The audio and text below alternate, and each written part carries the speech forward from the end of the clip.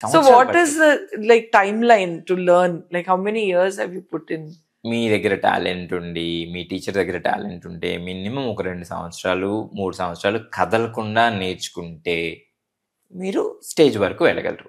అలా కాకుండా 6 నెలల్లోనే 3 నెలల్లోనే మీరు మీ పిల్లలు స్టేజ్ ఎక్కుతున్నారంటే ఆ టీచర్కి విద్వత్తు లేదు. Given take it. ఆమె షీఈస్ ప్లేయింగ్, ఆమెనో అతనో హీస్ ప్లేయింగ్.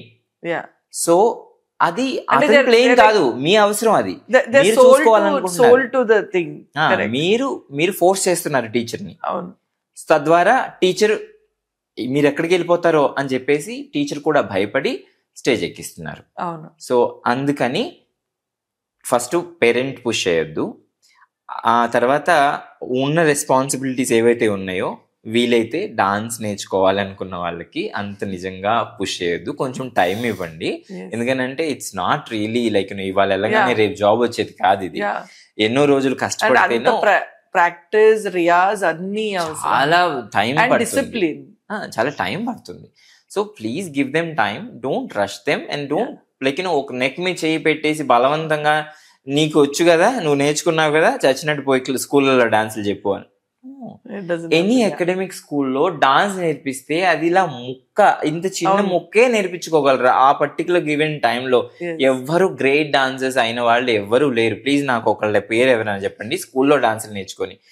ఏడుస్తారు డాన్స్ టీచర్లు తెలుసా, ఎందుకంటే వాళ్ళకి 4 రూపాయలు వస్తాయని వెళ్తారు కానీ వాళ్ళ మనసుని చంపేసుకుని ఉంటారు. ఎందుకంటే వాళ్ళు చూడాలనుకున్నది అది కాదు, వాళ్ళు చేయాలనుకున్నది అది కాదు. సో అందుకని So now you said like it's been a journey. Now you're 40.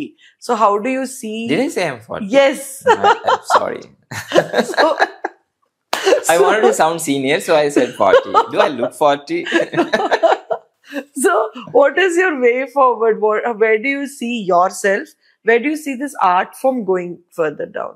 If I am true to myself, if I am speaking real, I am actually sinking.